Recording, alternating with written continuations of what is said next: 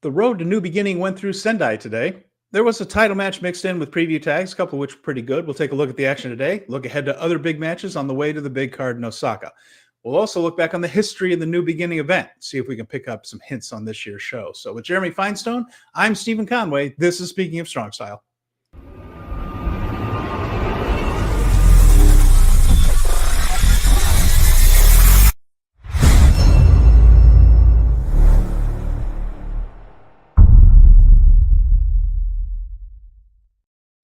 If that music doesn't get you ready, I don't know what will. I'm Steven Conway. That's Jeremy Finestone. Welcome to Speaking of Strong Style, where we discuss the news, issues, and events surrounding New Japan Pro Wrestling.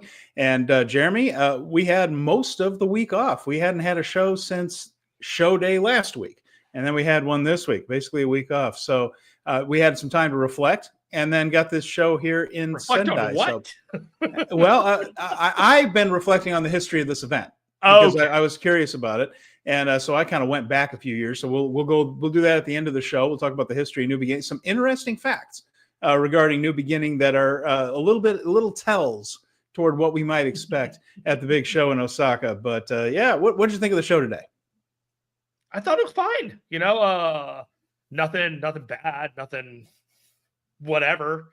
Title change, cool. There was a couple of matches where like I didn't think it would be this bad between these two, but it was, and it just continues to make me sad, and we'll get to that at one point. But you know, it was fine. It was a New Japan show in the 2024-2025 era.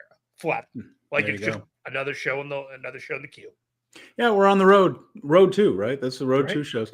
Colin is here. Colin, it's good to see you. I'm glad you're with us. And I know Colin, just going to say a brief moment here. It's not to do with pro wrestling, but something that we're into. We have had a brand new grand champion in sumo wrestling. Hoshoryu won the tournament last week and got promoted up to Yokozuna. And to give you an idea, sumo's been around for about 600 years. And I think that he's only the 74th or something like that person to ever reach this rank. So it's a big deal. And Hoshoryu continuing the run. It's been over 30 years, Jeremy, since there's been a Japanese Yokozuna. And there was a Japanese native wrestler who had a shot and looked like he came in hurt or unhealthy and didn't quite step up. But Hoshoryu did. He's Mongolian. And there have been some Hawaiians and a lot of Mongolian grand champions over the last 30 years. And Hoshoryu getting promoted. So that's for those of us who are fans, it's kind of an exciting deal. It's not nearly as cool, but I redecorated my office, whatever. And this poster is from a comic book. Okay, I'm going to zoom in. There we go. Here. Yeah. From 30 years ago. Oh, shoot. That I was a huge fan of. X-Men number 7. I think somewhere between 4 and 7. They had a feud between Omega Red and Wolverine with Jim Lee doing the art. And Mondo did a big old poster, and I bought it. And man, we nerd out about the cool stuff, don't we? yeah. We were the popular kids in school, right? Oh yes. and now we're doing in our next stage in life podcast about Puro wrestling. It's a thing where what can you say? But I'm going to bring it back around to pro wrestling here. Is of course the grand champion is named Yokozuna, and of course WWF back in the day used that ring name for a WWF champion, a member of the Samoan clan. He was not a sumo wrestler, of course, but he's in his first name was Rodney, and I struggle with the pronunciation of the last name. Anoa'i.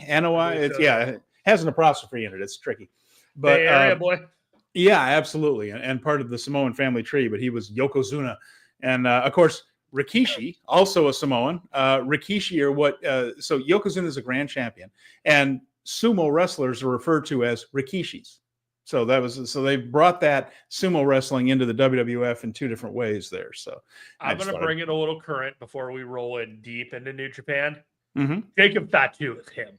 He is real. He's fantastic, isn't he? Well, we knew that. He's been on NJPW Strong shows when we were in Auburn. I just I saw him cut the promos. I saw him wrestle. I've been watching him, and I'm just like, God damn, you go after it, guy. You get after it. I want all the great stuff for you. The man's talented, and eventually, I think we're going to see Hikuleo on WWE TV. Eventually. My guess is he's on one of Triple H's vitamin regimens, getting bulking up a little bit. You don't think he's going to be what's his daughter's name? In NXT, The Rock's daughter's name. Oh, yeah, I know who you're talking about. She plays the GM role on Blank. Yeah, he should be her bodyguard. Like, he should just be like, no one's getting past you. Yeah, like, exactly. And The Rock just hires him as their heavy. They saw her wrestle a couple of times and just said, let's go to the GM. Let's make it GM. Let's do that instead. No, we've already digressed back over, but we got to get back to the stroke stuff here. But frankly speaking, there is not a lot to talk about in New Japan. But I'm happy about that, Jeremy, because that also means this time last year, we were talking about all the people who left when their contracts expired at the end of January, or were about to. Because remember, Tama Tonga was on his way out with the Never Openweight title. That was an issue. We had other people, Okada, Ospreay, all these people leaving at the end of January. And here we're one day away from the end of January and crickets about anybody leaving. So I'm taking that as good news so far. ELP seems like he's feeling himself after he's come back from injury. The War Dogs feel like they are vibing as a right now. It's a good time to be a foreigner in New Japan. I presume Callum Newman might be coming back pretty soon. You know, like there's a little bit of social. You know what I mean? I just get a vibe. You know, I feel like they never announced anything for him. You know what I mean? Like you just kind of was off the grid. I kind of like the idea that, you know, New Japan Cup is going to be pretty hot. Yeah, they'll need a lot of those guys for that, and that's going to be a big show. That's or not show, but a series of shows coming up in March. So it might just be that he's resting up, getting ready for the tour. But today we were at the Sendai Sun Plaza. Should we just jump into what we saw today and how it relates to New Beginning? Go for it. Well, first of all, we found out some bad news, and that Shoma Kato is injured. Now, he apparently suffered, I'm going to read this here, a dislocation fracture of his ankle. Nope. So he is out a while. We don't know exactly how long. New Japan didn't either when they put out that Do not release. Like that. Doesn't sound great, does it? And that means that Masatori Yasuda, who is ready to come back, was slotted into his spot there in the first match. It was supposed to be Shoma Kato versus Daiki Nagai in a 15-minute match. They felt good enough about Nagai and certainly enough about Kato to give him 15 minutes. With Yasuda back in, time limit dropped down to 10, and they did a draw again. And we learned some facts. That was the 22nd draw between the two. There's never been a winner in a singles match between the two, and that matches the mark of Sho versus Yo back in when they were Young Lions and before they were the Tempura Boys in Ring of Honor and in the United States on Excursion. So Sho and Yo. That these guys might have a strong future with the company, you know? Yeah, it does. And also, don't forget, Yuya Uemura and Yota Tsuji had a whole string of draws. It didn't get to 22, but they had a string of time limit draws against one another. So this isn't unusual, but the sheer volume is a bit. And they'll be facing each other again on the tour now that Kato is off the tour. And they're feeling a little bit more confident in Murashima and putting him with the regular roster guys. So that's just how these two are going to be slotted for the rest of this one. I feel like I saw Daiki Nagai all over the show tonight. Like, whenever I turned around, like he was the prop Young Lion being used in all the scenes. Yes, he was. Which makes me wonder if they're being gentle with Yasuda, and now that he's just back from injury and that whole thing. So, all right, but that was the opener, and it was the dark match there in Sendai, and just some things about Sendai at the Sun Plaza. Reported attendance about 1,000, probably not that many. There, but keep in mind, New Japan fudges attendance a little bit, not extraordinarily, but they do a little bit. And but a decent crowd for a show that's headlined by a preview tag and one title match in the semifinal. But if they got around 1,000 for Sendai, that's not terrible. Yeah, again, right. A little bit of positive. We're trying to be positive going into what's definitely going to be a positive crowd in Osaka. I will say this: I thought the time off for Walker, like the battery recharge, like he came in like hot, ready to go, even on this match, stats just energized. And I was like, hey, good for you for making the best of that time off. I did not hear Walker today. I kept it on the Japanese commentary. One, because it was set to Japanese commentary because they were doing the English on demand for the first part of the tour. So I just had it set to Japanese commentary and I just left it there. The other thing is I'm still studying Japanese. We're still planning on going back in May. So the more I hear it, the better it is for me and things. So I'm starting to watch a lot of Japanese shows. Trying to better yourself. I know it's awful in it, but Netflix is pretty much the English commentary. Walker was good. Netflix is pretty much convinced I'm Asian now because most of what I've been watching the last few months are like Korean crime dramas and Japanese shows trying to get ready. So that's all they're giving me that's now. Not weird. That's the algorithm for me now. That's the not book. Weird at all. Up next, what do we have? I was born awkward. I just got bigger. Yoshihashi and Katsuya Murashima on one side, Ryohei Oiwa and Hartley Jackson on the other. And just basic stuff here. This is the post view, as we joke about it, because we've already seen the singles match between Oiwa and Yoshihashi. And Oiwa, I found out, this is something that from the website, which is, again, we mentioned it's back in action and looking better than it used to. Oiwa wins with a hammerlock submission that is called the Arc Clutch. And the Arc, A-R-K, that's a nod toward his days with Noah on Excursion right there, because they always refer to the being in Noah as being on the Arc, so to speak. So, and he learned it there. I get it. There you have it. So that's what that's called, the Arc Clutch. And he won there and tapped out Murashima just to keep Oiwa's momentum going. And they say Nuance is dead, right? There you go. And that was I thought, Oiwa continues to just show that he's the guy in a lot of ways. Like, he's not taking a night off. And I don't know how other way to put it other than, like, he's showing up for work and showing that he's hungry and he's not going to let an opportunity pass him by. And more power to him. The only thing I'm curious, and we have time, so I'm going to break things down. A guy with Oiwa's size, not that he's a huge guy, but he's a big guy and he's a muscular guy. And he's bulked up quite a bit since he went to Noah and over the course of his excursion there. And maybe have an impact finisher instead of a submission one? I don't know. Just saying. Doesn't he have like the Doctor Bomb? Well, yeah, he uses the Doctor Bomb. He uses the grip, that spinning clothesline. It's called the grip for reasons unknown. The left-handed lariat? Left-handed lariat. Yeah, I don't know. It just feels like he should have more of an impact finisher than a tap out thing. I feel like doing the lariat with the meaty arms just kind of sells it like you're dead from that, and that's a strong impact. It's just like you just haven't had enough reps where he gets the win with it. It's like he hasn't had the win, but once he starts like piling up the wins, he's using that as the impact. I think it's gonna serve the purpose he wanted to serve. And I suppose there's nothing wrong with having a secondary finisher that you can use on young lions and stuff like that. Yeah. I think their blueprint for him is pretty on track. All right.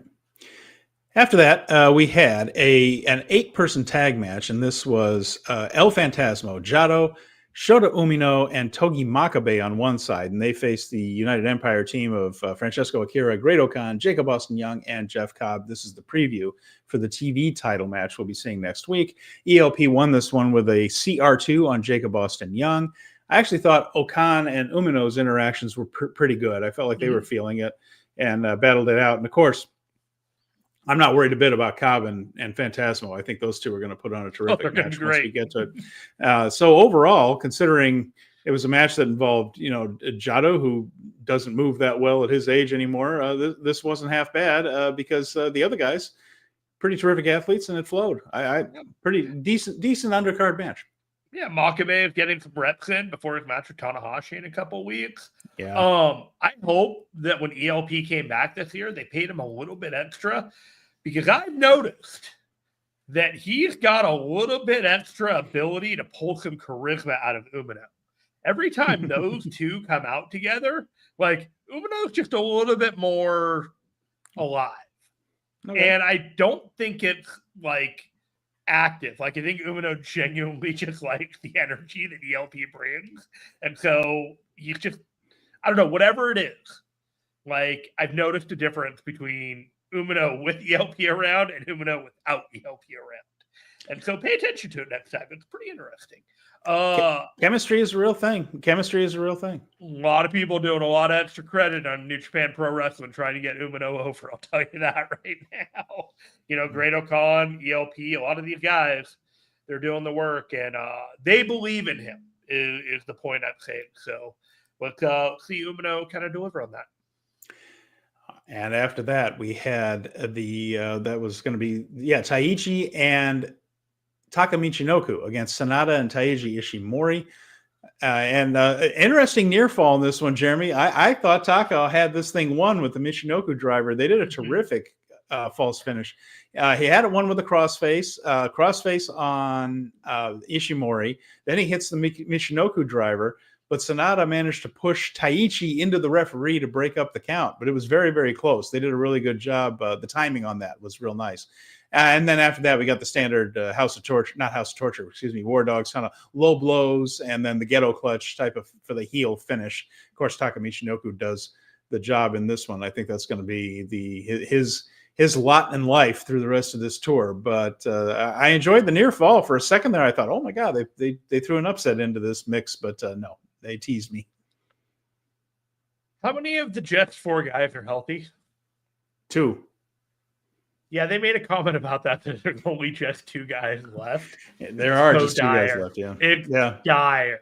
Yeah. Just watching it, they're doing the best they can with the stable. But do you even think that Taichi's going to win that match? Kind of has to almost.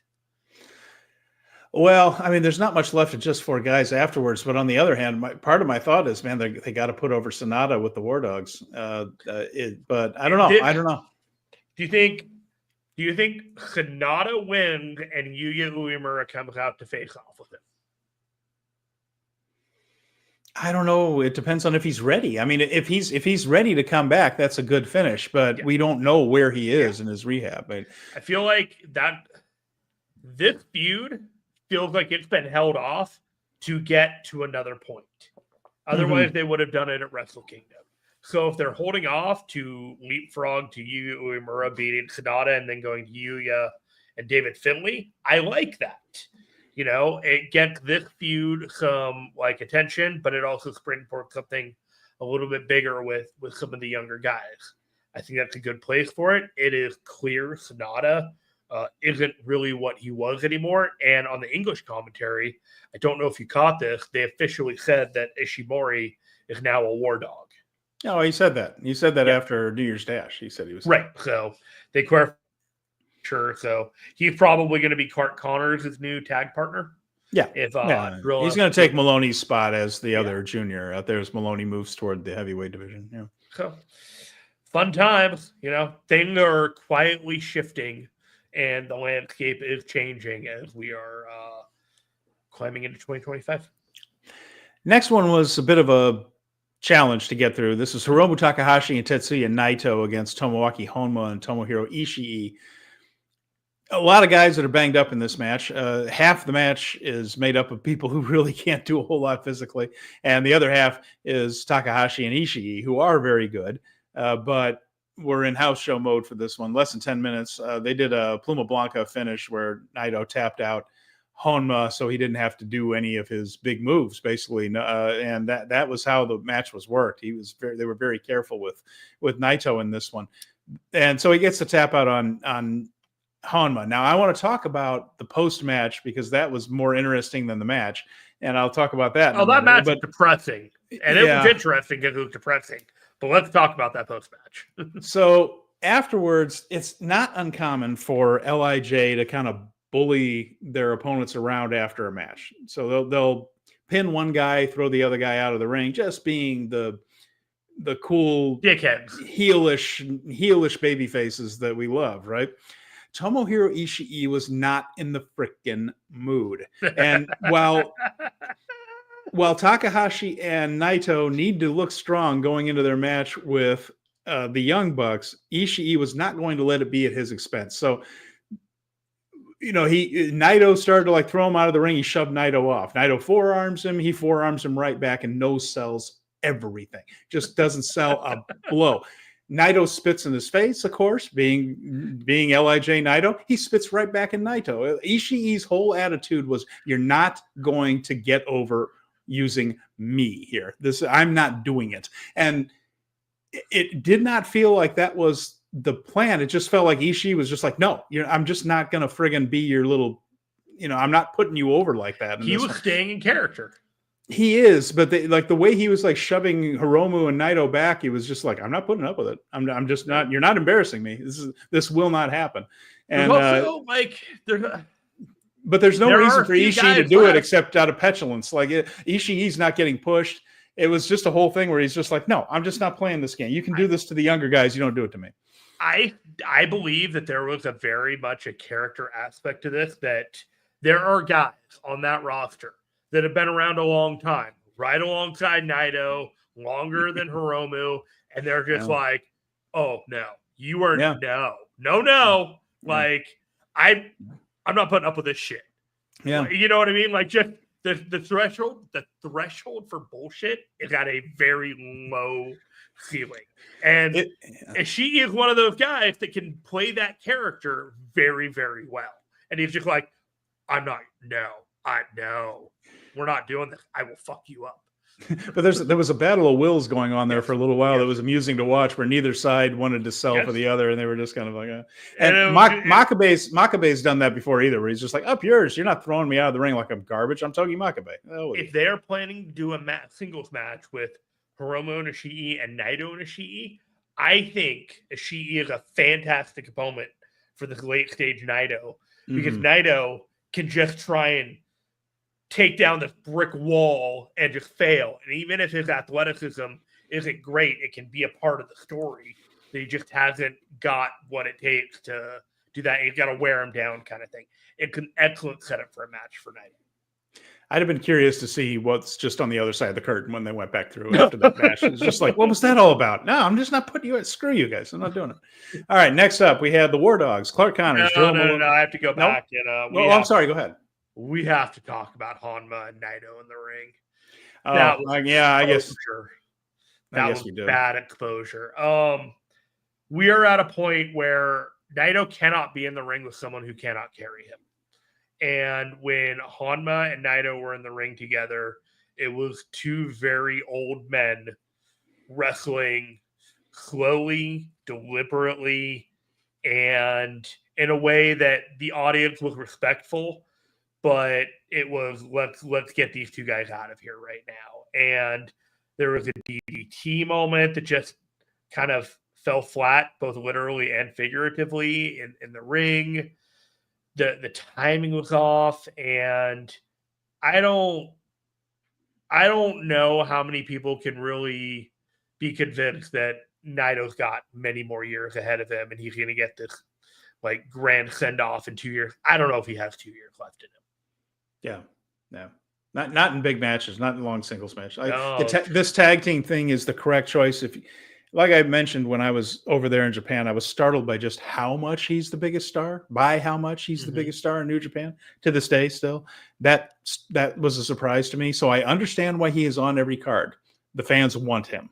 The fans absolutely want him. He still gets a bigger reaction than anyone else, but they need to hide him in tag matches, and they really need to do it in a very careful way. Sure. And Honma ain't the guy. Honma's not there. We're all happy Tomoaki Honma is there. We're all happy he's walking. We're thrilled that he's there. And then at the same time, he physically is not what he was before that serious injury. Naito's a shell. And you're right, this fell apart. Yeah, the Ishii thing honestly saved the entire match and segment because it gave you something to look forward to and you forgot about it. But when you're watching it, it was like, it was a sight. It was dire, and we keep harping on it. It's like Naito's only is a diminishing draw as we go forward, because as much as the fans love to see him, like the more that they see him in the small matches, they're going to realize that he doesn't have it in the big match anymore. The Japanese are more tolerant of a all-time legend than we are here in the West. And to give you an idea, like Inoki never put himself in that position, really. He still kind of put himself over and all that. But there are examples of guys. Giant Baba in All Japan was a main event guy 20 some years. But eventually not a couple of years later than he should have, but eventually he understood that he could not keep up with the younger generation. Right. And he selflessly took himself down the card and put himself in a 6-man Legends match that came on just before intermission on All Japan shows for years. And it was mostly comedy, and it was mostly just to see these 6 guys who had been legends of the past generations doing a couple of spots, and he kind of took himself down. And the fans still responded to him favorably and things. So Japanese fans, and Inoki a little bit like that. He never took himself down the card, though. But there are others who were like, they were still very tolerant of Liger when Liger couldn't do what he used to do and couldn't fly like he used to. So the respect is there. You can do it, and they will not turn on him the way American fans will kind of turn on somebody who isn't good anymore. So he has a little bit of leeway. Right. But the idea of him doing a big 20-minute main event, that I think that's done. I just don't see, even against who's the best worker in the world right now, Zack. I think it would be a real, and Zack did what he could do, didn't he? Zack did what he could do, but and Venkin mentions, by the way, I also saw people discuss Finlay's contract again. Is he going to WWE or not? We have not received word that he is. We haven't received word that he's not. Right now, we're taking the silence as a good sign, considering we're almost to the end of January. And right now, it looks like he's staying so far. But you can't take anything for granted, as we have learned. And the other part of that is New Japan has protected itself. They took the title off of him, and he's not on this tour. So if he does leave, he could show up at the Rumble. Show up at the Rumble. He could show up at the Rumble. He's not showing up at the Rumble. He's not. Anything's fine. I'm just saying. That match is so loaded that you'd be insane to debut a new male star on that match. By the way, just as a side note, were you surprised they announced Charlotte Flair in advance? I thought that would be a perfect person to have. As they don't need. Here's my point on that, and we're going to digress a little bit. My point on that is the show already has sold a ton of tickets, and people are already into the Rumble. You don't need Charlotte to sell tickets. So why not make her a surprise then? That would be a nice that would have been a good one. I don't know. I mean, they're going to pop for her either way. Yeah. It's a big star at the Rumble. Venkin thinks that they'll send him to NXT. If they didn't send Tama Tonga to NXT, they're not sending David Finlay to NXT. But see, where would he fit? I mean, oddly enough, with 5 hours or 4.5 hours of TV a week that they have right now, it's a pretty tight 4.5 hours. It's not like there's a lot of places to fill in. They've got a lot going on. You would be. This is my personal view of everything right now. As a New Japan star, if you were entertaining going to AEW or WWE right now, okay? To me, the landscape is I can stick in New Japan, I can grow, I can build my craft, I can become a bigger star here, and I can raise my stock later on. Or I can go to AEW or WWE right now. AEW is a creative mess, and finding the airtime for someone, if your name is an Ospreay, Okada, or getting paid the big bucks or if you headline for WWE, or if you were an intercontinental champion for WWE 30 years ago, then there's all kinds of room for you. And then you have WWE, who is just brimming with top level talent that are all just feuding with each other over these two main titles, and it's just like, just fucking stay in New Japan, David Finlay. Like, right now ain't the time to try and carve out an impact. Here's the year where you become IWGP champion and you show everyone in the world and legitimize yourself, so you can have an AJ Styles entrance later on wherever you want to go. That's hope you're right. The plan. Yeah, that's what I think too. That's the play. Yeah, I agree with you. I think that's a smart move. The timing is not right for that move. The only thing is we don't know what's going on. He became a father earlier this year. Might not want to be gone that much. There are other factors at play right there. But if you're just thinking only career, and not about family and all that, and I'm not saying he's not thinking about his family. That was a bad choice of words. But creatively, this is a bad time to do it. If he can navigate both prioritizing his family and elevating his career in New Japan, that's obviously what you do. All right. So, interesting maybe backstage discussion between Ishii and Naito after that one. And now we will move on to the next match. We have Yota Tsuji, Shingo Takagi, and Bushi against the War Dogs, this being Clark Connors, Drilla Maloney, and Gabe Kidd. I enjoyed this one. This one had some energy to it, I thought, anyway. But nothing particularly earth-shattering. It was Connors beating Bushi, as you can imagine, with a no chaser. Go ahead. There was a moment that I thought was very interesting. And it was Yota Tsuji and Gabe Kidd going at it with each other. They go into the turnbuckle. Gabe counters by doing a back hopscotch flip.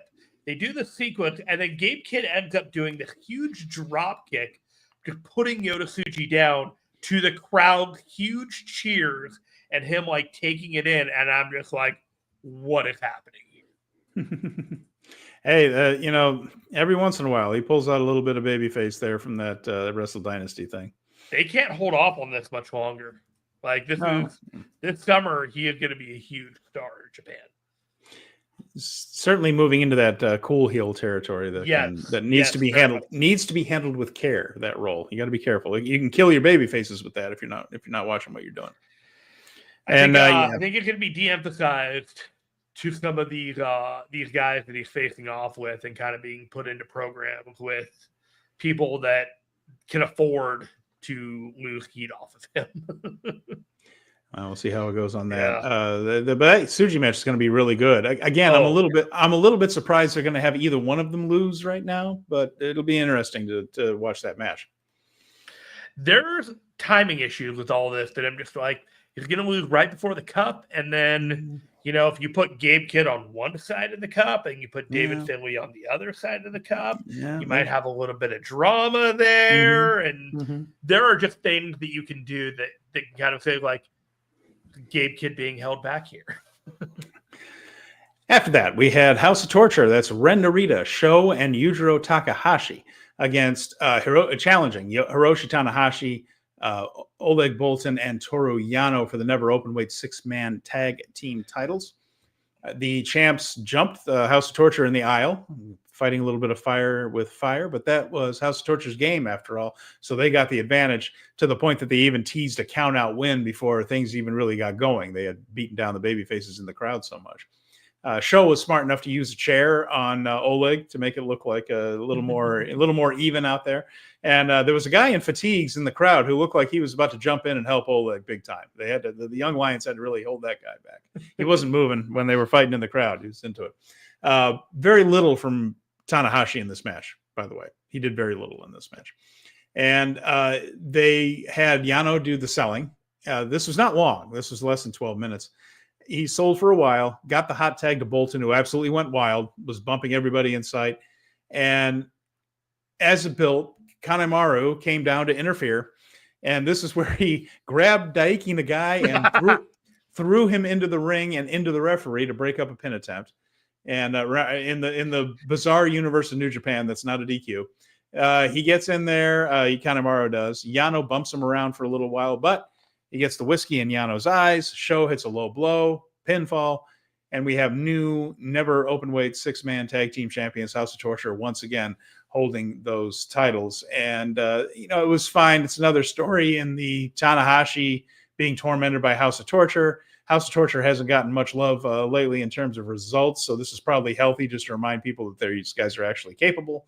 And, it was a win for there. And, Jeremy, you were talking a little earlier about Ren Narita's role with House of Torture, and you see him perhaps trying to surge to the front at Evil's expense while Evil's away?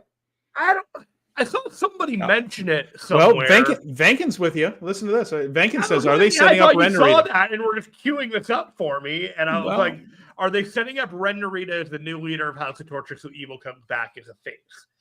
I don't know. But there is, for the Transformers fans out there, a whole lot of Starscream and Megatron energy going on for me here. Okay, where it's like, can we have this in English? Can we have that in English, please? The number 2 wants the number 1 job. Okay, all right. Now there we go. Thank you. And the number 2 is a shitheel that just whines and bitches. Okay, all right. And Ren Narita is a shitheel who whines and bitches. With that said, Ren Narita's arms look huge. That guy has been working out, and I was looking at him and I was like, okay.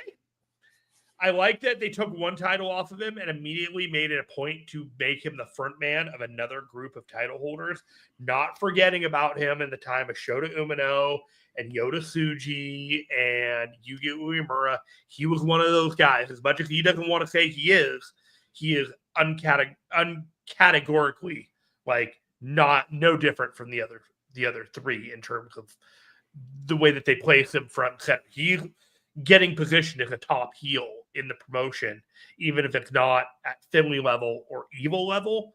They're doing things with him, and they are making a priority with him. I don't know if Evil comes back and there is a power struggle. I don't know if Evil comes back and everything's cool. I don't know anything. I don't know even if Evil comes back at all. Well, I'm doing some supposition on this. You think that I mean, there are a lot of options, but I've been doing some supposing. We had some time this week to suppose, and Evil, lost to Wrestle Kingdom. He was in the Sumi Sakai retirement match, which was a lot of fun. But afterwards, he said, "Screw it, I'm not going back to Japan. I'm not going." Now, of course he is. Anytime a heel says, "I'm not coming back," which is why I was thrilled when Okada recently just said, "I'm never going to New Japan again." I'm like, "Yes, he's coming back." But of course he is. He was always going to come back. But with Evil saying, "The hell with it, I'm not coming back," that smells to me like a heel return some point when we least expect him. I still think he has more to do with Tanahashi. There has been so much teasing of a hair versus hair match. And I was kicking this whole, where they're threatening each other with scissors and cutting off chunks of each other's hair and all that. I still think there's more to tell on that. And remember, Tanahashi and Watanabe, the guy that does the Evil character, have a long history, relationship. They've been kind of tied together in their careers over time. He seems to have an interest in Watanabe. Quick little theory. We'll see if it ever comes true. Evil comes back and screws over Tanahashi in some way, right? Mm-hmm. They have the hair versus hair match. Yes. Tanahashi wins. Evil gets his head shaved. After that, Evil is actually humbled and either shakes Tanahashi's hand or does some sort of act of contrition. And then after being humbled, boot him. Exactly. And then Ren Narita cuts the head off and takes over, right? The classic. And what's more House of Torture or Bullet Clubbish than that, right? The overthrow. To torture Evil with his own organization, just going after him over and over again. The monster has to kill its creator, right? There you go. In all honesty, there is something to Evil as a babyface. Like, it's going to work. I think it's going to work. I think it's going to work. Yeah. I think it's fresh. I think it's just kind of a guy like a little younger than Goto. Like, he's been around for a while. Like, he kind of like turns it around. I don't know if he needs to be spooky in any way. Like, if he's got to like bring back the sickle and all that shit. I don't know. But cut off the hair. Go with the deal. I think you're right. I think it could work. I think that might work. I'm not saying they're doing it, but I do think if they did, that the crowd would take to it. I think they would enjoy it. Bankett says the overthrow. I like nothing more than that story. It's classic, isn't it? And it works almost every time. I'm sure there are examples of it not working, but I mean, Bullet Club has a long history with overthrows, and every single one of them has kind of taken off. So I think it's a possibility. Little Easter egg from the Twitter lineup. Most of the matches have for the YouTube viewers, most of the matches have this really nice setup for the New Beginning show that we had today. Not this one. The president of New Japan wasn't spilling any money to put a slate up for this match. Yeah, they used the old graphic style, didn't they? They didn't give them the new graphic. They're like, we're not spending the time on these guys. And so they did that, and they using the House of Torture tactics against House of Torture never ends well for the babyface. Very true. Very true. Just not in their nature. So the show ended with a really good 6-person tag, and this was Zack Sabre Jr. match. Zack Sabre Jr., Kosei Fujita, and Robbie Eagles taking on Desperado, Yo, and Goto. And of course, there are types of previews all through this one. Desperado is going to be wrestling Fujita for the junior title. Yo and Rocky Romero are going to be challenging Fujita and Robbie Eagles for the junior tag titles. Zack and Goto are about to wrestle for the IWGP title. So there are lots of moving parts here. A terrific match. These guys seemed motivated. They knew they were in the main event. They knew they had a fairly decent crowd there. And they just felt like putting on a show right here. I thought there was some terrific action. There was some fun stuff in this one with TMDK trying the war drums. Like Fujita and Eagles wanted to do the war drums on Goto and Yo and all that. And Zack was not having it. Zack would pretend like he wasn't paying attention. And what? I didn't hear you. We're going to do what? And from the apron, didn't do it. Then they did it, and Goto just pops right up and grabs him by the throat. How dare you? Which I thought was actually kind of entertaining in this one. The action was good once it got going. They wrestled it well. And in the end, we got the European clutch. That's the roll up with the big bridge that Zack does. And he pinned Goto.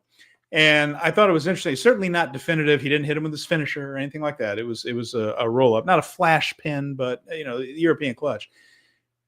I think they don't usually beat world title challengers leading up to things, but he just beat Zack, pinned Zack to put a little extra steam on it. I think they did this just to show just how much of a toss up this main event is supposed to be.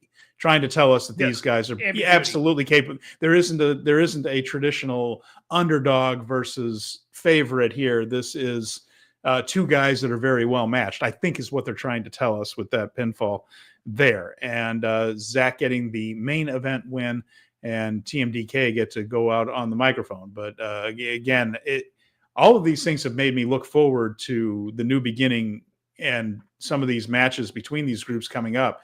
Desperado and Fujita should be terrific. The junior tag team title match should be good. Definitely looking forward to Goto versus Sabre. So this match did nothing to dissuade me that there's some good stuff coming. I don't know why, but I almost would have preferred Master Wato as the guy instead of Yo in this. Yeah, I think just because he and Rocky are challenging them that he got thrown in there. I think that's why he was playing. I get it. I just they're all title matching. Desperado and Fujita have that match coming up. 4 different belts were involved in this match in some way, shape, or form. The junior heavyweight, the junior tags, and the IWGP, and you got title challengers with all of it. It's all cool. I don't know. I just kind of I just like Wato more than I like Yo. It's just a little personal preference. And I think him getting his reps in, Yo's getting weird for me. He's not. It's not. Not bad, but it's just kind of getting to that Toro Yano. I'm starting to not look at him as a wrestler. I'm just kind of looking at him as an act, and that's two very different things. He's getting into performance art a little bit, isn't he? Right. Getting a little bit more into performance art. So yeah, that's a fair criticism, I'd say. And it's I'm getting less interested when I watch his matches, and I don't take him seriously as a title contender in a lot of these aspects. Now, watching go glowing these belts, sure, whatever. But I just don't see it, especially if Goto wins. TMDK is going to still need to have some belts in their arsenal. All right. So coming up, let's take a look at the action ahead. Coming up on for the crew, they're moving on to Iwate tomorrow, the January 31st. That is not broadcast. That's preview tags only. Same thing for the February 1st show in Aomori. Those will not be on NJPW World. It'll pick back up again when the crew returns to Korakuen Hall on Monday the 3rd and Tuesday the 4th of February. Those shows will be live on NJPW World with English and Japanese. Like you mentioned, Walker Stewart is back in Japan and broadcasting these live again. And so February 3rd, let's take a look at that show. There are two interesting matches on there. The rest of it is preview tags, but the Tanahashi will face Daiki Nagai in the Tanahashi Road to Retirement series where he's facing all the young lions. So Nagai gets his turn on February 3rd.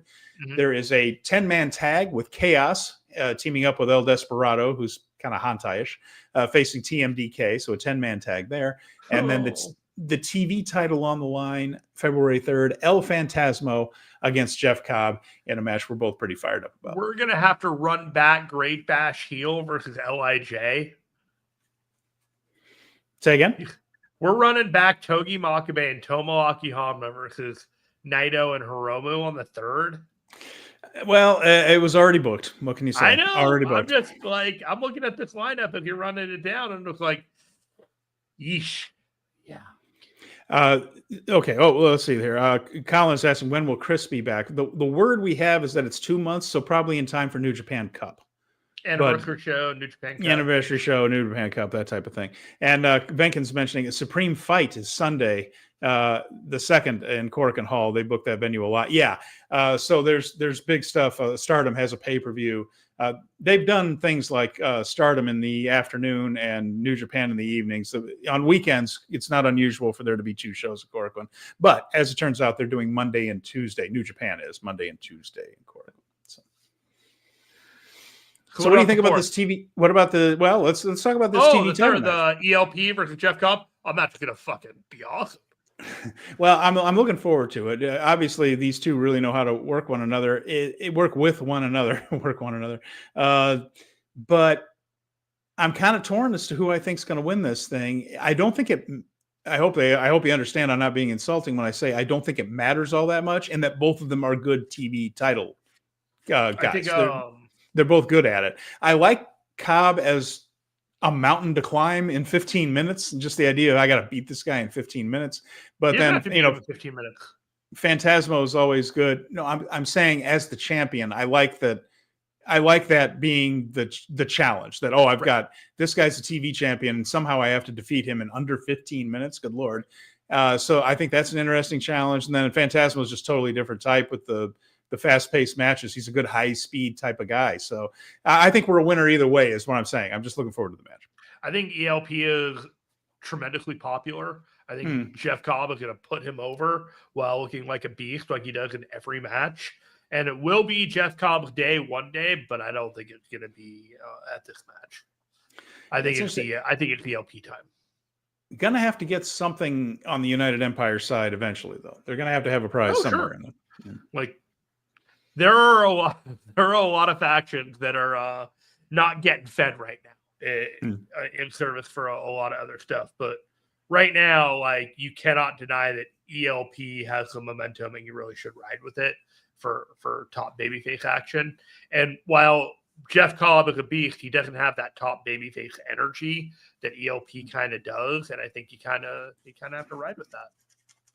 Yeah, it has picked up with Phantasmo since he came back from fighting cancer right there. And before that, it was a little shaky. So I mean, I'm not trying to, there's no good side to cancer whatsoever, but he is at least making the most of his goodwill coming back. The last time I think we saw him, he was wearing the gladiator gear with Shota and Hiroshi Tanahashi, and it was just kind of that look. And he was like, okay. And then he just kind of had the energy, and he came back, and he surprised the hell out of me winning that 4-way. So I'm glad that we had it. And I feel like we kind of have to have ELP versus Ren Narita before all said and done with that title.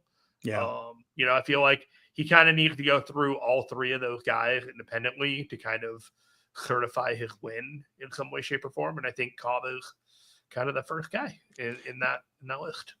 Venkin mentions, I hope Cobb is getting that Samoa Joe match in the future. Boy, howdy. I'd love to see that one. I'd love to see that. Now that Joe's back.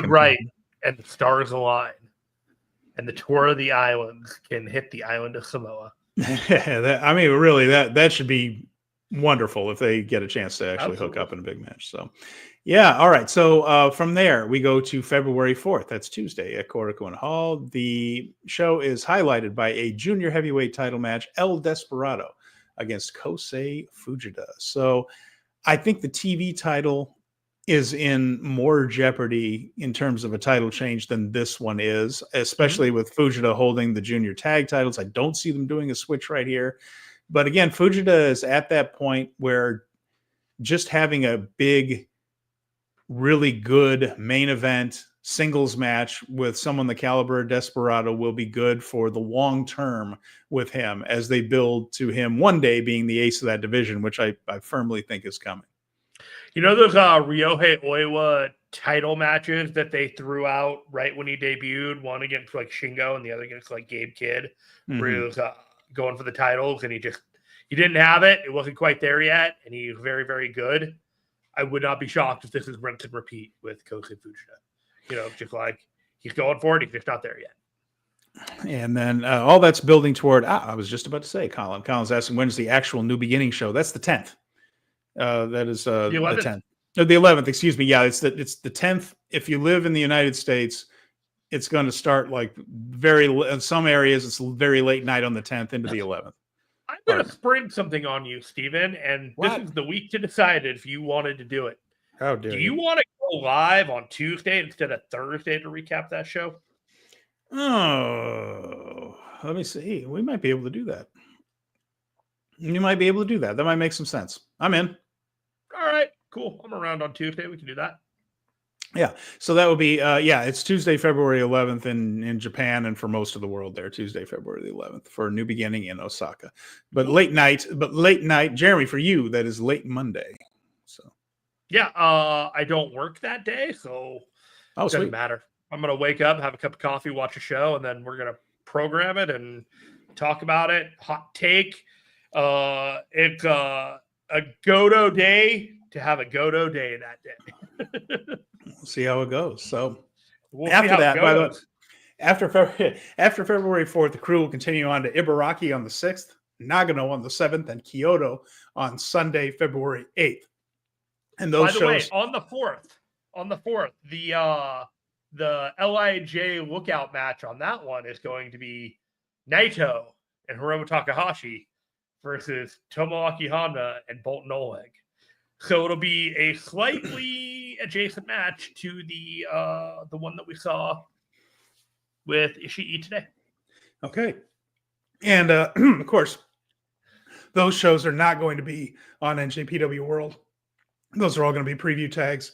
And so after we do the Cork and Hall stuff, there won't be anything on World in terms of live events until the New Beginning in Osaka. So that'll be that. Pardon me. I got to lose my voice once a show. Why don't you take a deep breath? I'm going to go ahead and ask everyone who's watching, listening, to like, subscribe, share, thumbs up, leave a comment. All of the things that you can do to spread the wealth. We rely on word of mouth for this podcast more than anything else. We don't do a whole lot of advertising or anything like that, even though we're sponsored by Fight Game Media to do this show. So please, if you can, do those things. And while you're at it, you can support Power Bomb Shows, which airs every Sunday at 1 p.m. Eastern. The Dynamite Show, which airs 20 minutes after Dynamite with Paul Fontaine and Jeff Hawkins. We also have the 5-Star Joshi Show with Scotty Wrestling. We have other stuff with Garrett Gonzalez and Jean LaRocca doing post-show takes of major WWE and AEW pay-per-views and PLEs and so much more. We're talking New Japan Pro Wrestling on a Thursday afternoon because we're going deep in the weeds. That's the kind of stuff that we do here at Fight Game Media. So please, if you like what we do, spread the word. Thank you. And if you want to join our Discord, email gg@fightgamemedia.com.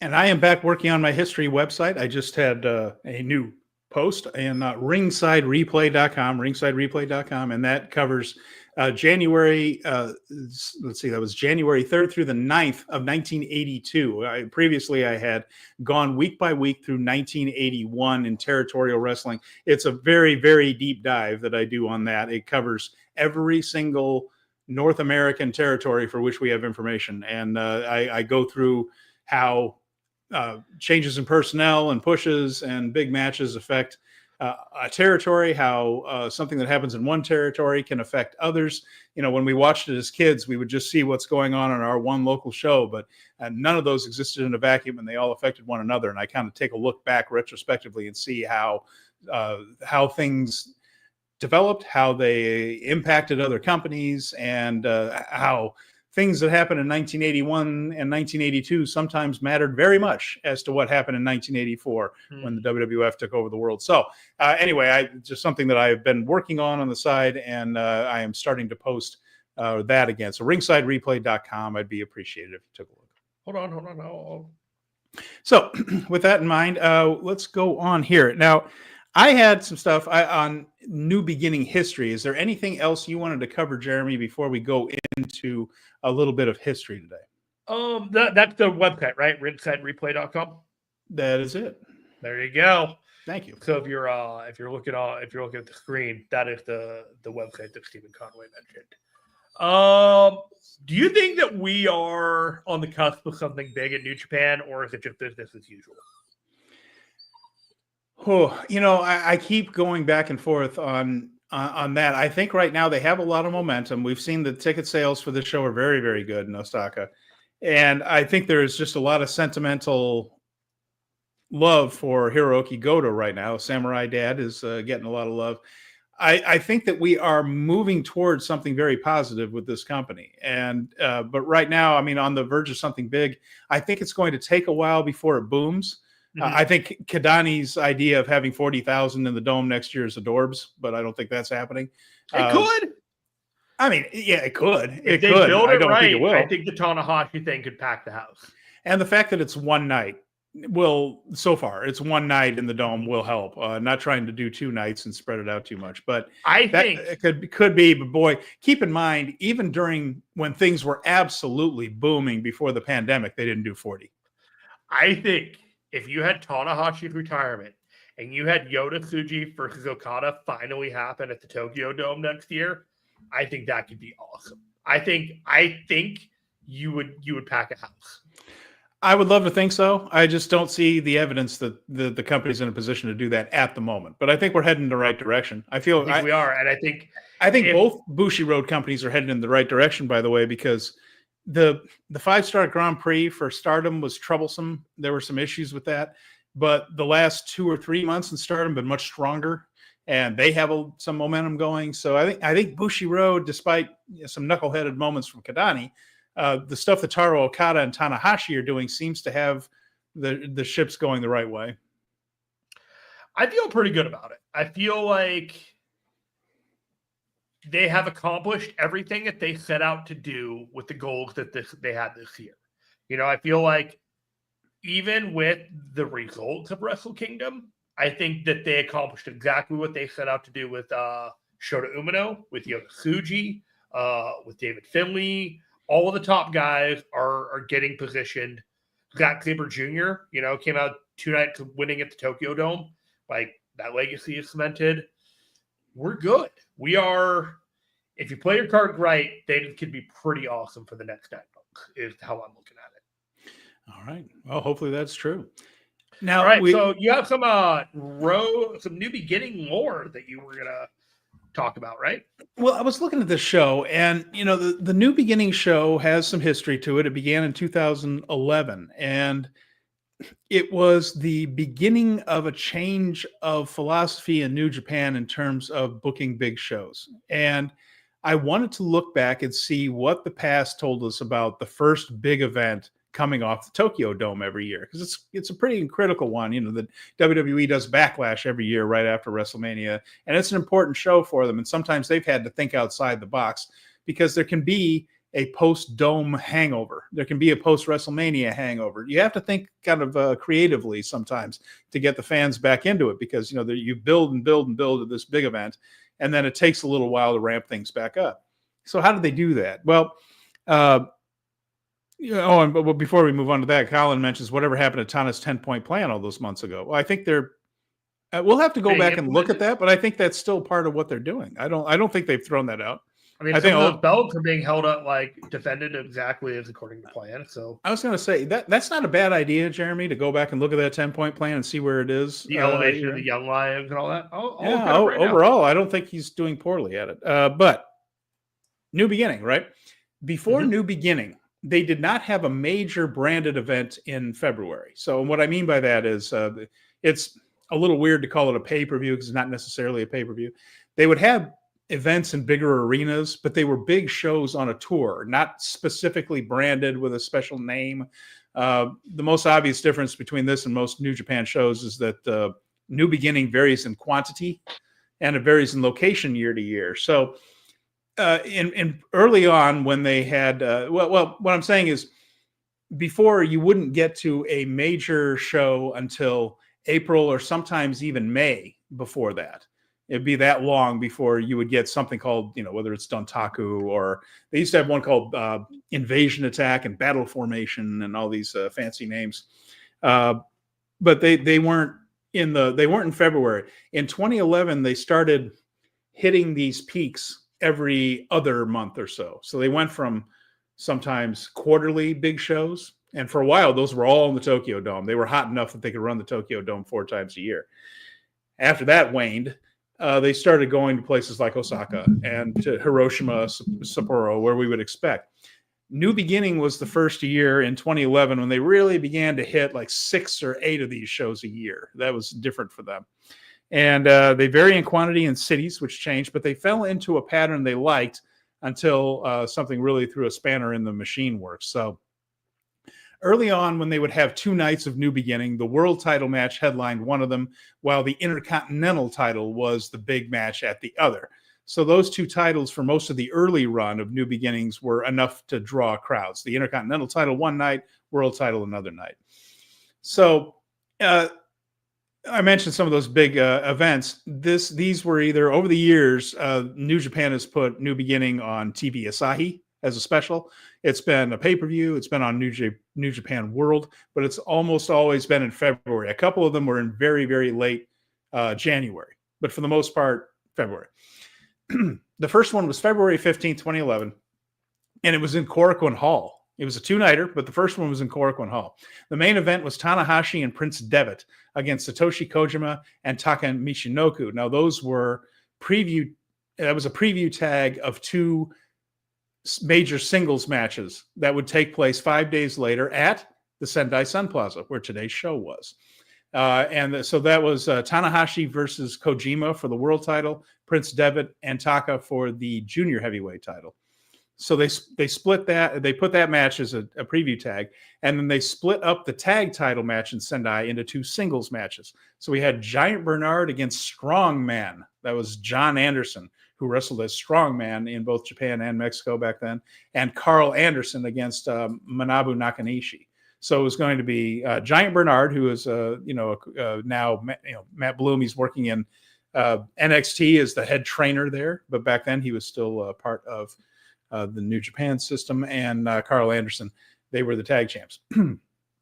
So that was the preview there at Korakuen Hall. Then they went to Sendai at the Sun Plaza and had New Beginning again 5 days later.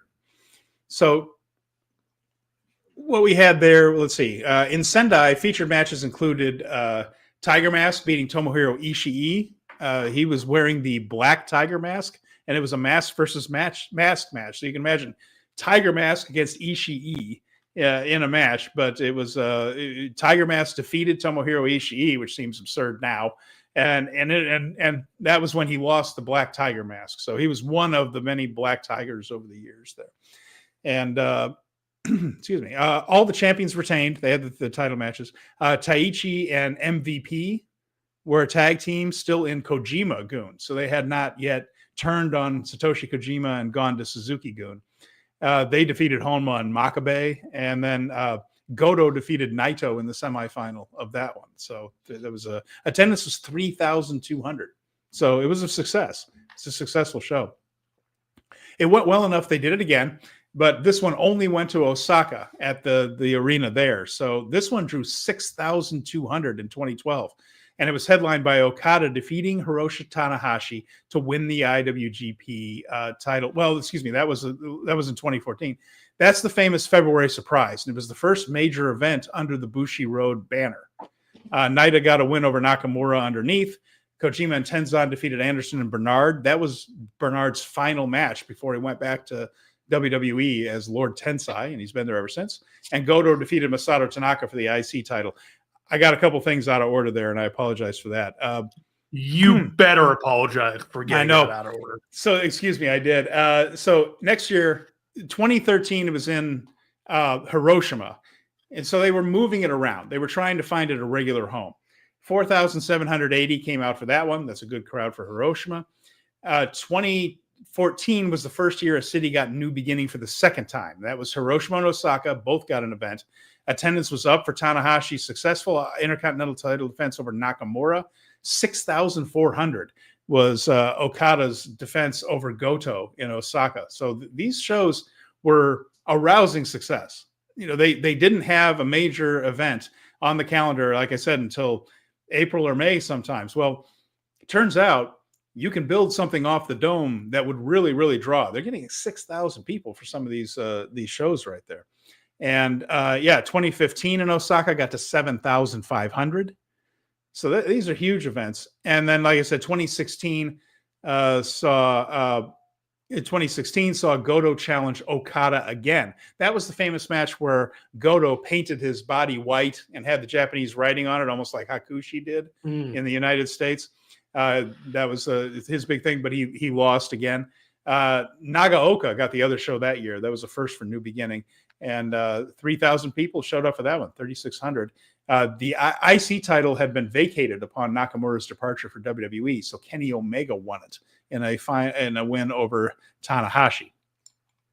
So now that was coming, the whole Tanahashi thing where Okada beat Tanahashi, that was coming off of that smaller. Excuse me. Good grief. I managed to get these out of order here. So they had the smaller gate in the dome where Tanahashi defeated Okada, right? Mm-hmm. Okada had won the February surprise. Then he lost the title. And by the time they got around, Tanahashi had won it back. So they went back into the Tokyo Dome with Okada challenging Tanahashi. That was the one where Okada lost to Tanahashi, left the ring in tears, all that stuff. This time, they went to New Beginning after that, and Styles beat Tanahashi for the title. He had defended it against Okada in the Dome, but AJ Styles beat him. So another time, that's the second time, by the way, that Tanahashi had won a big match at Wrestle Kingdom, but was so lost. That by the next one, he just didn't have it. And he lost the title at New Beginning. So in Sendai, Nakamura defeated Nagata in an Intercontinental title match. Ishii beat Honma in a Never title match underneath.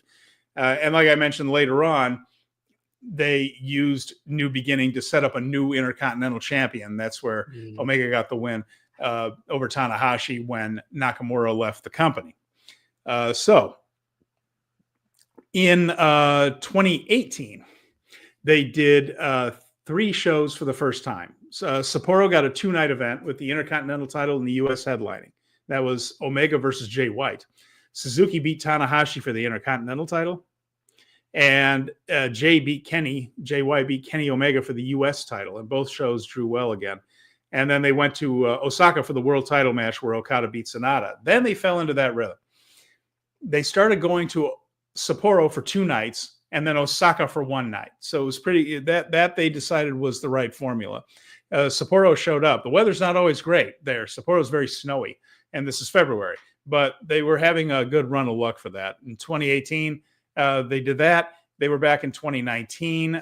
They did 3 more shows branded as New Beginning in the United States. That was at the Globe Theater in Los Angeles, Charlotte, North Carolina, and in Nashville. The USA shows were closer to what we would think of as NJPW strong shows. The lineups weren't as big. But they went to Sapporo again for 2 more, since Sapporo seemed to have an appetite for this. Drew 10,000 people over 2 nights in Sapporo. The IC title match of Naito versus Taichi was the biggie. Taichi, of course, from that area. He's from Hokkaido.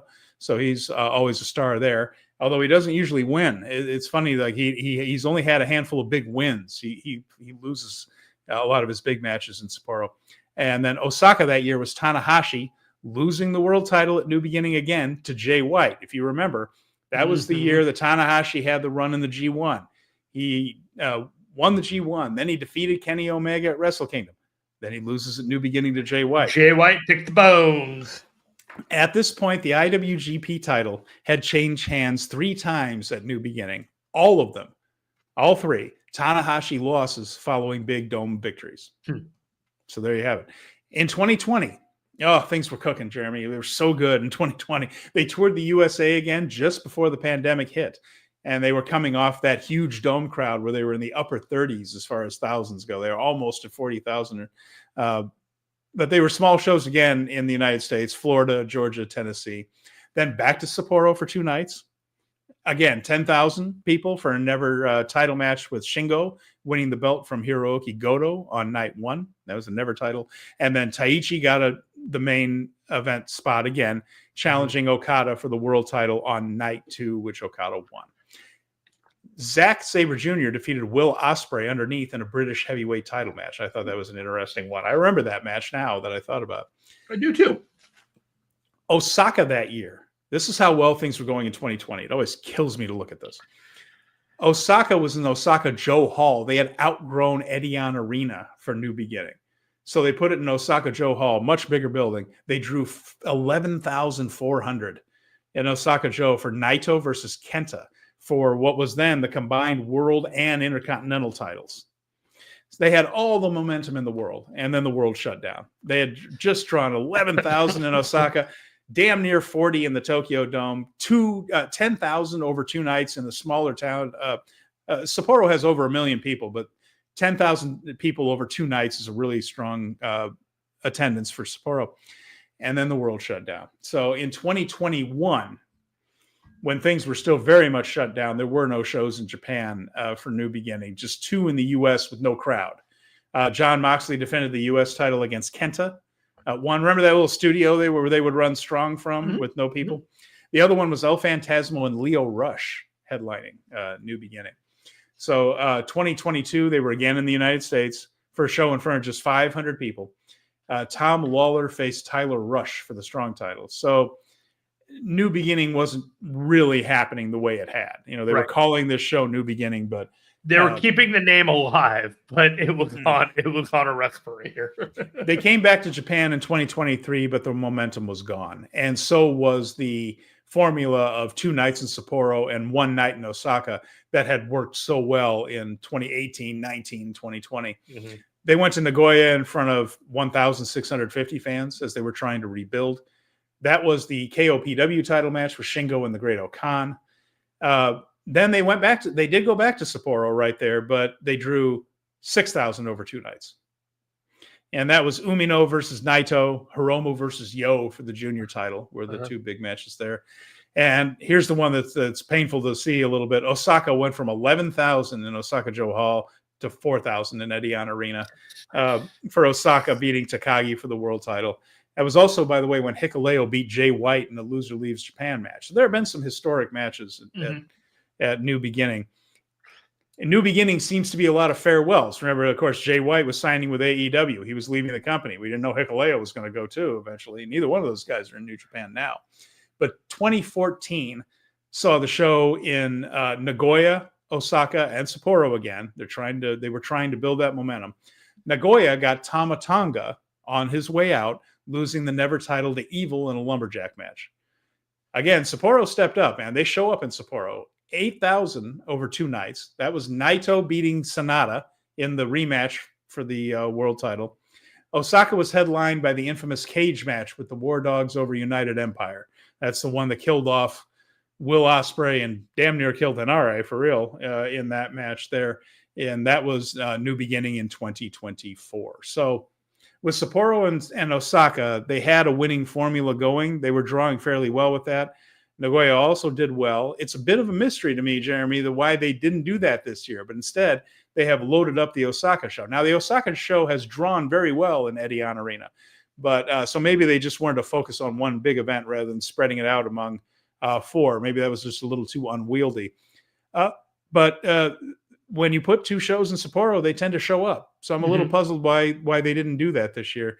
There could be a lot of reasons for that. I'm just saying that they seem to have a formula going of Sapporo and then Osaka, and then they're just not quite doing that this year. Final stats, though, for the world title. 7 of the 10 world title matches at New Beginning ended with the champion winning. So most of the time, the champion retained.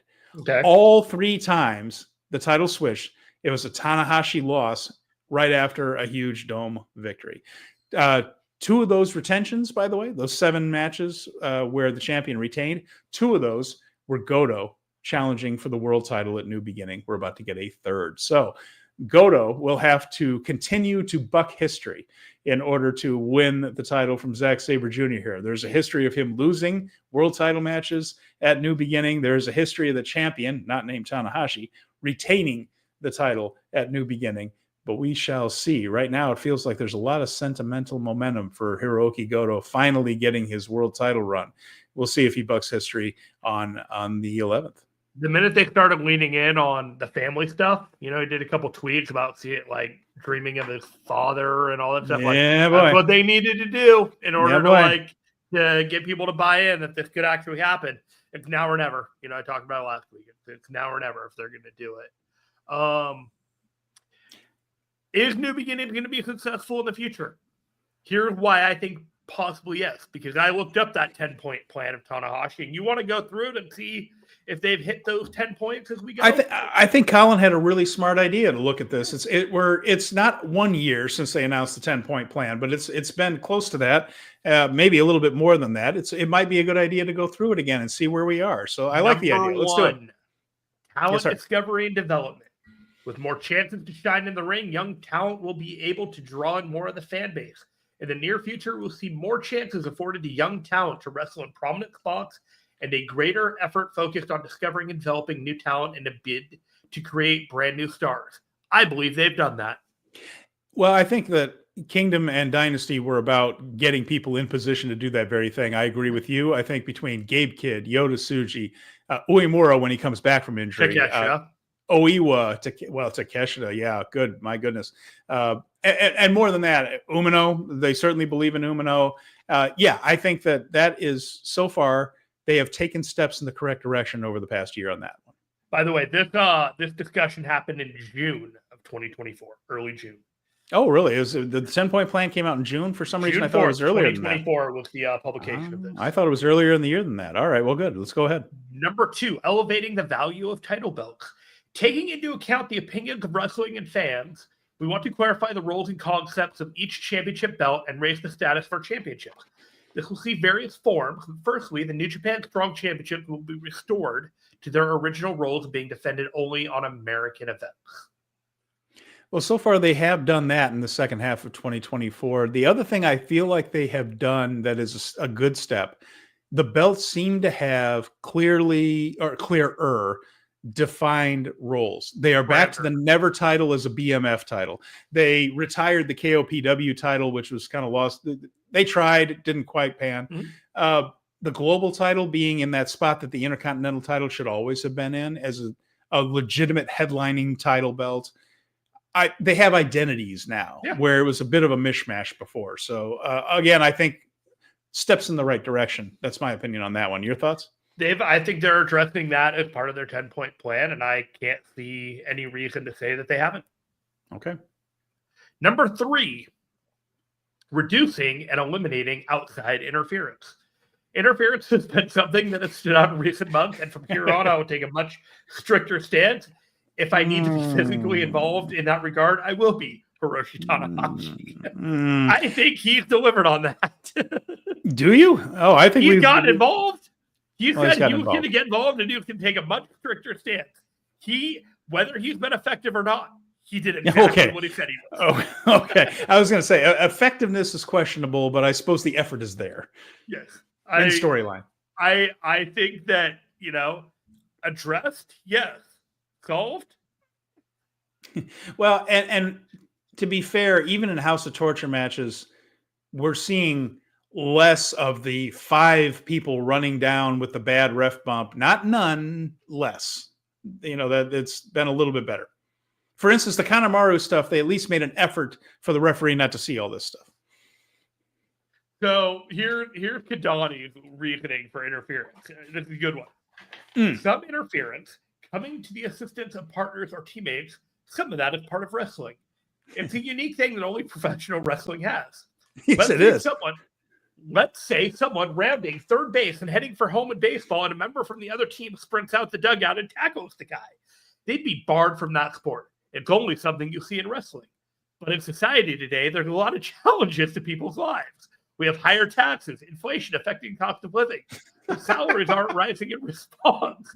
People have a lot of stress in their daily life. And it doesn't seem right to add that stress in wrestling as well when it should be a release. There's a place for those actions. And in my opinion, that isn't in the main event. Maybe sometimes circumstances dictate that.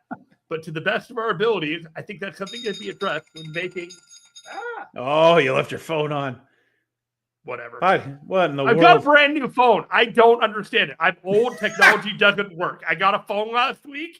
It's been the worst. I'm sorry. Oh, that one's going in the fine jar right there. That's $5 in the fine jar. Leave the phone on. I think that's something that can be addressed when making matchups. Right now, it's best for people to have an emotional release and to leave the building feeling good about things themselves.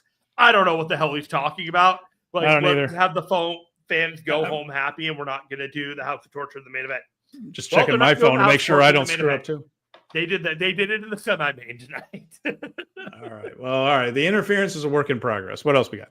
Number 4, increasing the prominence and status of NJPW Hontai. Seeing as Goto challenging for the title, I'd say that he's chaos. Well, I mean, they're trying. He's doing the whole push with Hontai. Like, there's a whole Hontai subplot going on right now with Goto and a lot of other things. Goto's not in Hontai. He and Yoshihashi are the guys that are in chaos. Absolutely in chaos. I understand, but there is a weird thing that they're talking about on the English commentary about getting people like Goto and Desperado going to Hontai.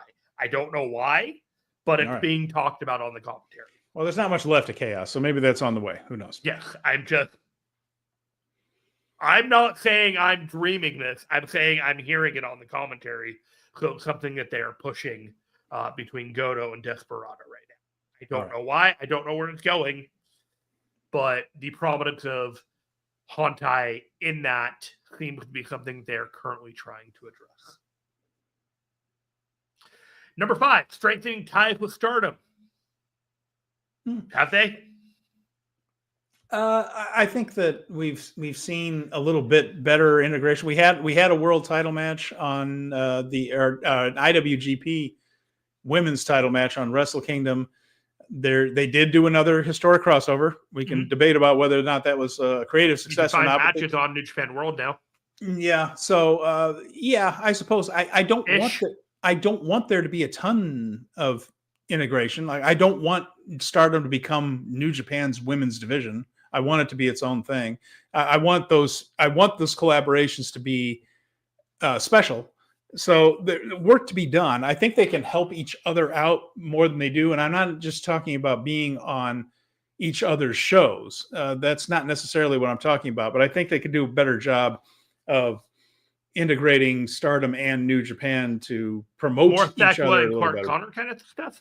Yeah, well, no, I just mean, how about a little more mention of the Stardom pay-per-view that's coming up this weekend on New Japan programming? I think you could, if you did not know, I don't know how this works, but how this would work, but if you didn't know Stardom existed, watching New Japan wouldn't necessarily help you find out. And I think that's something they could do better. They have a pay-per-view this weekend. It wasn't brought up. War Hero correcting me, fine. There are at least 6 people in Chaos right now. Mm-hmm. I agree. They never mention Chaos anymore. It's all just kind of a mishmash between Chaos and Hontai. It's de-emphasized, and I'm very curious where that's going. It's also headless is the issue, is that they never really replaced Okada as the leader of Chaos. And right now it's just a bunch of guys. Like, I guess it's Goto just because he's getting the world title shot. But when Okada left, the Never Six-Man were Chi, Tanahashi, and Okada. It was Hontai and Chaos united.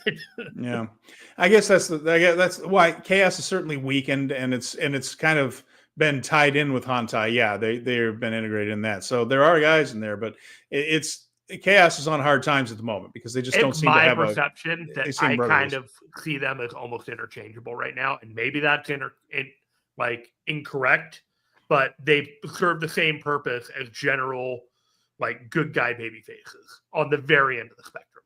Both of them. There you go. Well, I guess my point with the integration with Stardom, right? Stardom has right now. New Japan probably has more female fans than Stardom does. There are people that are at Stardom that don't go to New Japan. Why not try to promote each other? They just, if you watch a Stardom show, they only mention New Japan if crossovers coming up. Really, if you watch New Japan, they only mention Stardom when there's a cross event going. They could promote each other better. And so that was my point on that. It doesn't always have to be in the ring or in storyline. Just, this is our sibling promotion. I mean, anyway. Same with that. Number 6, strengthening ties with AEW. Let's move on. We all know how that one is going now. We've beaten that subject to death in the last month, but I think everybody that's listening and watching this gets the point on that one. Number 7, improving the live fan experience. I can only speak. This is one thing that Jeremy, you and I can only speak of as the shows that we've gone to, which is not the normal day-to-day experience in Japan. I went to the biggest event of the year. You've been to strong shows. I enjoyed the hell out of them. I thought they did a pretty good job of it. The merchandise is confusing, but that's just because I'm not used to their system.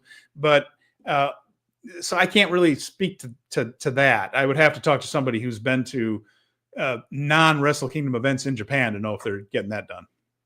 I feel like with the uptick in attendance on the big shows, I think the experience, the fan experience is reflective positive to that, because if they weren't interested, they wouldn't go. Yeah. No, I mean, the fact that attendance is ticking upwards, they can't be doing a poor job at it. Yeah. We're getting in the weeds here, but number 8 is improving New Japan World, which I think that they did. There's user issues that exist, but their tech side has gotten better recently. The archives are all there, which took forever, but they're there now. So they fulfilled that promise as well. So there's a little bit of a software upgrade I noticed within the last couple of days on the Apple TV with the World, with the double tap forward and backward. So good job by them. And then number 9 is the improved treatment of personal information, because right before this, there was a USB drive that went missing at a show, and they were very sorry about that. And then number 10, no issue since then. So I guess they did that part. Number 10, New Japan World and JPW sponsorships. And you saw at Wrestle Kingdom, they had the railway advertisements on the ring ropes, and they had bigger things. So I'd say if that was a 10-point plan that they wanted to hit, I think that would consider more of a success than a failure. If you look at the backgrounds during the comments, there's some major brands that are sponsoring New Japan right now. The Sapporo beer, they have Yoshinoya, which is one of the biggest fast food chains in the entire country. I ate there a couple times when I was there in Japan. They have Lawson Station, which is a convenience store that is everywhere. So overall, that's fine. There were, LEC, L-E-C, that pulled out not too long ago, but they don't seem to have had, like the JR line, like you mentioned. There, I saw advertisements around Japan that had Tanahashi, Naito, and the Cosmic Angels from Stardom dressed in the train officials suit, with the badge and and the conductor's hat in there. So that was all that was integrated throughout some of the train stations in Japan. You could see their faces over there. So not bad after 6 months. It's fine. Yeah. I think that they did a great job, and I think it gives me more confidence for their drive in 2025. Well, going to that there, Tyler Mirren. It's good to see you, Tyler. I know you said you were late, but we appreciate that you were here. He said, I only learned about Stardom when I started listening to you guys. He says, it's puzzling to me how two companies that are part of the same conglomerate don't do more to promote each other's big shows and all that stuff. So Colin asked a question. He said, my question would be, why are we still getting individual match videos rather than complete show ones? They need to fix that. Because they're spotlighting stars that aren't typically at Stardom. Well, no, I think he's saying that when you watch a New Japan show, the video isn't like a 3 hour. There isn't. I thought he was talking about the Stardom matches because they're a very small library. Yeah, I don't know. There some of the stuff on Stardom World is a complete show when they broadcast it live. In New Japan, you just get 8 clips, 8 different clips, and they will go from one to the other automatically. But I kind of agree. I'd almost like to see that you have the choice. And then he said, Tyler says, I don't know about any other promotions in Japan aside from New Japan, but that's a different issue and probably more on me. Well, there's only so many hours in the day to follow this stuff, so I'm not going to blame anybody for that. But and then, War Hero just mentioned the left hand doesn't know what the right hand is doing. There have been a couple of examples where they have been more coordinated than they used to be. There was a little mention of each other back and forth over Wrestle Kingdom weekend. And of course, that was because we had Stardom talent on Kingdom, and they had opportunities there, and they needed to. I'd like to see it more when they aren't necessarily having wrestlers on each other's shows. Also, might not be a bad idea to have a New Japan wrestler be a special guest referee in a grudge match on a Stardom show or something like that. Right. But going past that, they had that coordinated response, both Okada and Tanahashi, to Kadani's unfortunate comments about the Cosmic Angels group and the women at the Bushi Road event at the Tokyo Dome. So there have been times when needed, they have come together and worked together on a response to something that affects both of them. So there just needs to be more. They need to coordinate a little bit more. Nice. Steven, you got anything else? No, I'm glad we did that, though. That was interesting. We should go back to that in June. We should set a little reminder for ourselves to look at that again on the 1-year anniversary and see how they've done as things have developed. So I think a good date. Got a reminder. Got a Google calendar. Okay, and so now we have decided live here on the air that we will be doing a live show on the 11th. But before that, we'll be back here next week. And when we come back next week, we'll be talking about the Korakuen Hall shows that we see on the 3rd and 4th. That'll be Monday and Tuesday next week. We'll have that to talk about. And then our full-on preview of the New Beginning in Osaka, which is a loaded show. Should be really good. It's going to have loaded. We're going to talk about it. It's going to have a lively attendance. So again, I'm looking forward to that. I'm optimistic about this show. Yeah, me too. That's why I want to do a show right afterwards, because I feel like it'll be something worth talking about that, worth talking about. Okay. All right, man. Get out of here. All right. All right. Well, thank you everybody who listened here on as a podcast, who joined us live here on YouTube. We definitely appreciate all of your time and your questions and everything else. Feel free to contact us anytime. And with that in mind, for Jeremy Finestone, I'm Steven Conway. Power Bombshells is back on Sunday. We will talk to you again real soon.